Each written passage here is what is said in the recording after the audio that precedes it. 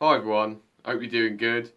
This is a CD collection update video, but this is a special one because this is a birthday haul video as well.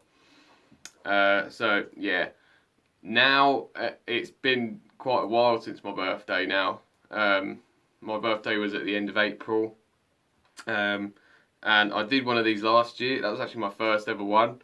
But I did that sort of a couple of 1 or 2 weeks after, and I hadn't listened to everything. But this time I wanted to have everything listened to for doing this, so that's why it's been a bit later basically. I picked up quite a lot of albums, so yeah, it took me a while to get through them all, so that's why it took so long.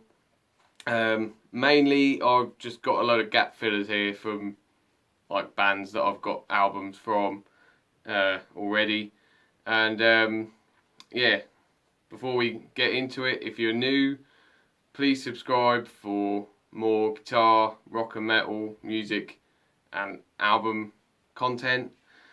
Please share with anyone who you think might like my content, and all comments, feedback is massively appreciated. And a massive thank you to everyone who's already subscribed and for all your support. As I'm recording this, I hit 150 subs about 2 days ago from when I'm filming this. So a massive thank you to everyone out there that has subscribed and for all of your support during my time on YouTube. Now let's just get straight into this video. So the first thing that I want to show is I got this really awesome leather jacket, because the one that I had before wasn't brilliant, let's say. So I've just got myself a real nice cool leather jacket, so now I'm fully ready to go to some gigs in this and look really cool. So yeah, that's the first thing I got.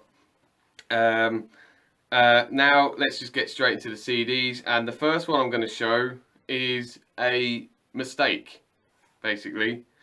I got sent it and I never ordered it, and I've given it a listen and I did not like it at all, so I'm happy for this to go to anyone who might like it. And the album and the band I'm talking about is this. This is called, the band's called The Drowns, and the album is called Under Tension. It came out in 2020 on Pirate Press Records. And yeah, as I said, I ordered some albums off Amazon, and when some of them turned up in this box, this was here, and I'm thinking I didn't order this. So yeah, thanks Amazon for that. I never usually have a problem with Amazon, but this is the first time it's happened. And I thought I'm not going to open it, so it's still sealed. And for if I like it, I'll keep it, but if not, I won't. And yeah, I listened to it and I did not like it. It's mainly punk. It's just punk really. I don't really know a lot about punk. So, but this sounds like punk to me. But yeah, I didn't really like it. It's not really my style of punk. I thought the vocals were okay at times, but then other times it went a bit too sort of, I don't know, I'm not really sure how to describe it. Kind of like a little bit modern punk, I guess. And the only thing that I thought of it sounded a bit like was like Gavin and Stacey, if anyone knows that show. It sounded a bit like that. Oh dear, oh dear. But yeah, the guitaring, I thought some of the guitar solos were terrible, to be honest. I didn't like it. So if there's anyone out there that wants this, let me know in the comments, or also drop me an email, because on my about page I've put a new email thing, so if anyone wants to contact me about this, that would be massively appreciated. Now let's just move on to the albums that I did buy and that I did want. So starting off with thrash metal band Death Angel. This is like a 2-disc set. Yeah, their 2 comeback albums really, The Art of Dying and Killing Season. This package come out in 2013, but yeah, I think The Art of Dying is 2004, Killing Season is 2008, and this is quite a cool little package really. You've got the booklet there, and then you've got some Nuclear Blast albums there, and then you've got the albums here, and the albums are in like these tiny little flimsy cardboard little sleeves, so it makes them look like tiny little vinyls, which I think is really cool. But yeah, let's firstly talk a little bit about The Art of Dying. This is their comeback album, and I thought it was really cool. I like the fact that all the members, or most of the members of the band, sing a song off this. Yeah, I think Rob Cavastany sings the last song, and that song is really, really cool. And yeah, someone else sings on Spirit, and someone else sings on Land of Blood, I think. But yeah, the middle part of the album is where it goes a little bit stale, but apart from that, the album's really solid, really cool album. Next one, Killing Season. I think this album's a lot better. It's a lot more thrashy, it's a lot more consistent. They're kind of starting to get into their groove with this album, and yeah, I think it's really, really good. I think this is really the start of them getting into their really good form that they've carried on over time up until now. And yeah, everything about this album is just so solid. Yeah, some really good songs on here, like the first song, Lord of Hate, Sonic Beatdown, Soulless, God vs. God's really cool. The last song, Resurrection Machine's really cool as well. So yeah, that's awesome. And also, to finish off the Death Angel, well, not really, because I've still got the first 2 albums that I haven't got. But yeah, just to complete their later stuff, this is Relentless Retribution from 2010, their 6th album, and this is absolutely fantastic, this album. Yeah, this is the first album to feature the lineup that they have currently. And yeah, I think this is my favourite out of the 3 that I picked up. This album is so good. From the first song to the last song, it's just all killer. Literally the whole album's brilliant. I love the second song, Claws In So Deep. I love the outro, the acoustic outro is really, really awesome. Yeah, just brilliant, brilliant, solid stuff from Death Angel. The next 2 albums are from the same band, and another band I've been talking about recently a lot, and that's Killswitch Engage. This is their 2nd album, Alive or Just Breathing, on Roadrunner. This was from 2002, and I honestly think this is my favourite album by Killswitch Engage. I think it's really close between this and the album that come after this, which was End of Heartache. But this just takes it for me. I love the rawness and the heaviness on this album. It's just brutally heavy at times, which, I mean, I know Killswitch Engage can be, you know, but this album is just more prominent. Yeah, the vocals are probably not the best from Jesse Leach on this album, and after listening to this, I can understand why people much prefer Howard Jones. But I personally think after this, after he got back in the band, his vocals improved massively. But yeah, This album's absolutely brilliant. The first song, Numbered Days, Self Revolution as well, is really good. Life to Lifeless, that was actually my Last Serenade and Life to Lifeless were the songs that I heard off this first. And yeah, they're really good. To the Sons of Man, that song is awesome. If anyone isn't too much into this band, but you should listen to the Sons of Man, because that song is as close to thrash metal as Killswitch Engage is ever gonna get, and it is awesome. I love it. Temple from Within is really good. Video Infra is pretty good as well. That's kind of got a bit more of a melodic death metal-y sort of vibe to it. Yeah, that is an awesome album. I love that one. And the next one that I picked up was Incarnate from 2016. This is their 7th album. Again, just gap filling really. With Killswitch Engage, I've got 2 albums left that I haven't got yet. This album, I've got to be honest, I was a little bit disappointed with it, because the first half of the album has got all the singles on it, and all the singles are brilliant off this album. And yeah, the first half is fantastic. The first song, Alone I Stand, and then Hate by Design, Cut Me Loose, Strength of the Mind is a really good song. But then after that, it kind of just is a bit hit or miss. Embrace the Journey is a good song, and then it's got Quiet Distress and Until the Day, that both of them are a bit meh. The Great Deceit, track 10, is really good. And then it's followed up by We Carry On, which I think is my least favourite Killswitch Engage song. I hated it when I heard it. And then finishes up with Ascension, which is pretty good.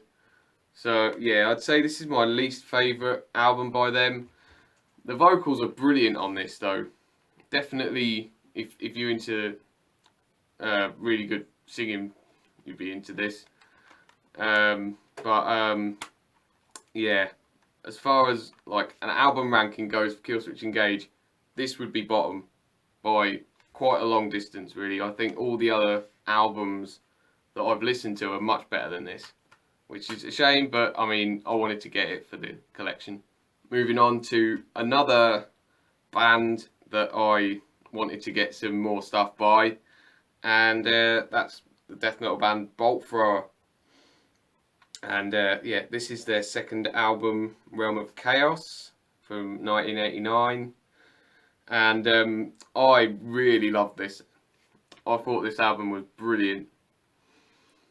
I was trying to work out what tuning they were in, and I've got a feeling they were playing in like drop A or A standard, which is just for 1989. That is absolutely mad for anyone to be playing in that kind of low tuning around that time. But yeah, I thought this album was really, really good, really solid. It was over pretty quick. I mean, the songs are not very long at all. And yeah, quite a lot of the songs are super, super fast. It reminded me a lot of like Slayer, South of Heaven, but sped up, if that makes any sense. Just gonna do that a bit. Hopefully get a bit more light in here. Yeah, I love this album. The riffs and the guitar solos and the vocals, just all awesome with this. Yeah, I think this is my favourite Bolt Thrower album thus far. And I wasn't finished there, because I also picked up The Fourth Crusade as well. This come out in 92. And yeah, this come out after War Master. And it's almost like the perfect continuation of that album. It's very similar to War Master, but I guess there are little differences there with the style. It's a little bit, I guess it's a little bit more sort of, the songs are a little bit more slower, I guess, a bit longer as well. I really enjoyed it. I know this album is classed as like a Death Doom album, but honestly, I did not get any Death Doom or any Doom parts in any of this. Maybe apart from like As the World Burns, and because that song goes on a bit and there's some instrumental bit in the middle, I guess that's what it meant by that, but I did not really get the Death Doom bit. Um, what I did notice on here is the song Celestial Sanctuary. I thought that was quite interesting. Obviously, that's where the band got the name from. And yeah, I thought this was really good. It's sort of War Mastery, but a little bit different from War Master. I thought it was quite interesting that there was a song on here. I think it was Embers, and that sort of followed on from a War Master song. Yeah, and I like the last song as well, which is a very cool history lesson. I've got to be honest. I think that's the best history lesson I've ever had. So yeah, nice bit of bolt thrower as well. And last up, what I'm going to show is a box set from a band that I had listened to a bit before, but I hadn't listened to any of this stuff before, and that is the Onslaught box set, the Force from Hell box set that come out last year on Back on Black. And yeah, I'd listened to Generation Antichrist and I absolutely loved it. And when I saw this box set, I thought, oh, I might pick that up, or I saved it to my Amazon wishlist. And then I saw Metal Retro Blaze months ago. She brought it and showed it, and that was when I thought, right, I'm definitely going to get that at some point. And I thought, yeah, birthday's coming up, why not? It was 21 quid on Amazon, so I thought, why not? That's absolute bargain. So yeah, I went and picked it up. And overall, I think it's a really good box set. It features the first 4 albums, a live album from the In Search of Sanity tour, and also live disc 6 is Live Damnation, a live album, and also a comp called Shadow of Death, which is a lot of their like demos from their early hardcore punk days, which I thought was really good. Yeah, so basically, just to round up what I'm going to say, I'm just going to talk briefly about each album really. I haven't listened to the In Search of Sanity live album because I thought there's no point, because it's just In Search of Sanity basically. There's no point. I'm not really that bothered about live albums anyway. So yeah, let's just get on with this. The first one, Power from Hell, I thought that was really good actually. For a debut album, I thought it was really, really good, really strong, really solid. I liked how raw it was, and it was really heavy and aggressive, and that's what I really liked about it. The vocals were pretty damn good as well. It fit perfectly, to be honest. And then we come to the second album, The Force, and this is where people are gonna not like me. I didn't like it, which is disappointing because I really wanted to like it, but I didn't like it. I thought musically it was really good. The riffs and the songs, the songwriting was really good. It was much better than the first one, but the vocals, I bloody hated it. Bloody hated the vocals. Cy Keeler doing all his high falsettos, every verse, every chorus. After like the third song, I got fed up with it, and I just couldn't enjoy it after that. I just thought, he's doing this every bloody song. I just could not get on with the vocals. Him just going ah every time pretty much. It just got really annoying. So yeah, I'm sorry if I've offended everyone by saying that I don't like the Force, but didn't like it. The third album, In Search of Sanity, and this is another one a lot of people don't like, In Search of Sanity. and honestly, I don't really understand why, because I thought it was brilliant. And that's another one that people are going to hate me for. And yeah, I very much apologise for that. It's getting really dark in here now. But I thought Steve Grimmett's vocals were pretty damn good, to be honest. I'm not a massive fan of the high vocals, but with him it kind of worked, because he didn't do the the high pitched falsetto every chorus and every verse like Psychela did. He done it, tastefully every now and then, during a chorus, or just like for one time during a verse or whatever. But so that's why I liked it a bit more. I thought the riffing was pretty good. The guitar solos were a lot better than on the Force. That's something I didn't mention about the Force. I thought the guitar solos were a bit crap at some points. The guitar solos on In Search of Sanity are a lot better. And yeah, I thought it was a really good album, really solid album. It reminded me a lot of Anthrax. I don't know why, but I got an Anthrax vibe, maybe with the vocals. But yeah, I really liked their cover of Let There Be Rock as well. I thought that was really cool. Yeah, but my favourite album out of these was Killing Peace, their comeback album from 2007. Yeah, I think it's a brilliant comeback album. It sounds a lot more like Generation Antichrist, and that's probably why I liked it a lot more, because it sounded more like Generation Antichrist. And I much preferred Psychela's vocals on that album than The Force, because he wasn't doing every bloody verse and chorus, which is a good one for me. Yeah, I thought that album was solid and brilliant. And yeah, I'm just gonna. I've already said about the live album and Shadow of Death, so yeah, definitely worth your money if you want to pick this up. So that was my birthday haul for 2022. I'd love to know what you thought of all the albums that I picked up. And yeah, please don't kill me for my opinions on Onslaught. Yeah, I'm sorry, but yeah, it is what it is. And yeah, if you got this far, thanks ever so much for watching. And until the next time, keep it metal.